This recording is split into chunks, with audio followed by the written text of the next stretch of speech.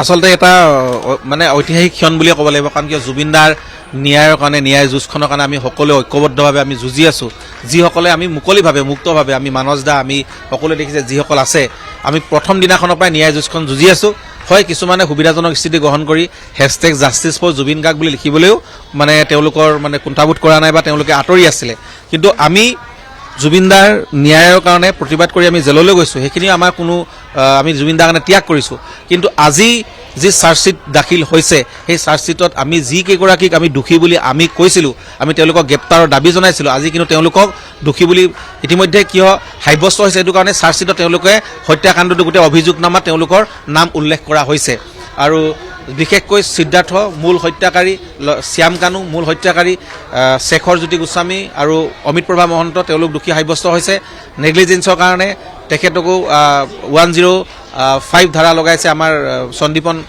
গাৰ্গক আৰু 103 লগাইছে আমাৰ এওঁলোক চাৰিগৰাকীক আৰু তাৰপিছতে আমাৰ যি দেহৰক্ষী আছিল তেওঁলোকে জুবিনদাৰ লগত বিশ্বাসঘাতকতা কৰিছে আৰু সেইকাৰণে আজি তেওঁলোকেও আজি মানে তেওঁলোকৰ গোটেইকেইটা গোচৰে আচলতে নন বেলেবল হয় আৰু তেওঁলোকে জামিন নাপায় এইটো স্পষ্ট কথা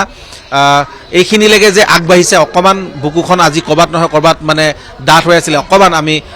সান্তনা লভিছোঁ আৰু মুখ্যমন্ত্ৰী ডাঙৰীয়াই যি ধৰণে কৈছিলে যে হত্যা হৈছে জুবিন গাৰ্গৰ হত্যা কৰিছে আৰু এই হত্যাক কেইগৰাকীক আজি অসমৰ ৰাইজৰ মাজত চিনাকি মানে স্পষ্ট হৈ পৰিছে যে এই কেইগৰাকী হত্যা আছিলে কিন্তু এটা কথা যে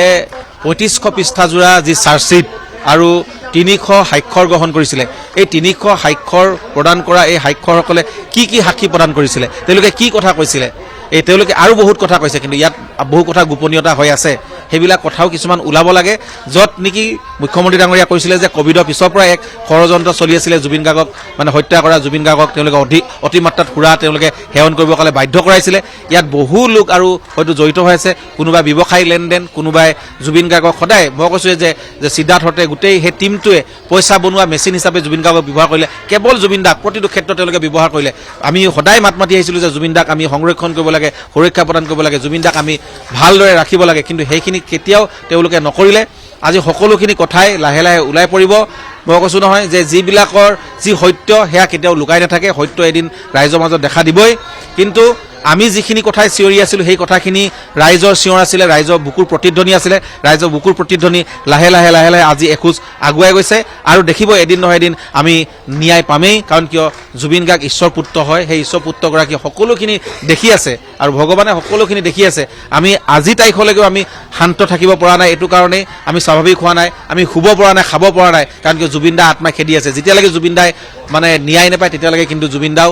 আত্মা শান্তি নাপায় আৰু সেইদিনাখনলৈকে আমিও শান্তি নাথাকোঁ আৰু সেইকাৰণে জুবিন দা ন্যায় পাবই লাগিব আৰু আমি আহ্বান জনাম কঠোৰৰ পৰা কঠোৰতম শাস্তি পাব লাগিব কিন্তু আজি ন্যায় যুঁজখন শেষ হৈ যোৱা নাই ন্যায় যুঁজখন আমি ঐক্যবদ্ধভাৱে আৰু যুঁজিব লাগিব আৰু যিসকলে ইতিমধ্যেই যে এই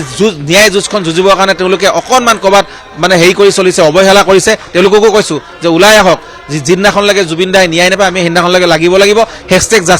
#জাষ্টিছ ফৰ জুবিন গাৰ্গ আমি লিখি থাকিব লাগিব আমি সেইটো বন্ধ কৰিলে নহ'ব কিন্তু হয় আজি এখোজ আগবাঢ়িছে সেই বুলি কিন্তু আমি পিছুহুকি আহিলে নহ'ব আমি এই ক্ষেত্ৰত চৰকাৰৰ মুখ্যমন্ত্ৰী ডাঙৰীয়া আমি ধন্যবাদ জনাইছোঁ তেওঁক কথা কোৱাৰ দৰে তেওঁ আজি গোটেইখিনি কাম কৰি দেখুৱাইছে ইয়াৰ পৰৱৰ্তী সময়ত ন্যায়পালিকাই কি উচিত ৰায়দান প্ৰদান কৰে সেয়া সেই ক্ষণলৈ আমি বাট চাম আৰু সেই ক্ষণটোৰ কাৰণে আমি কিন্তু যুঁজিও থাকিম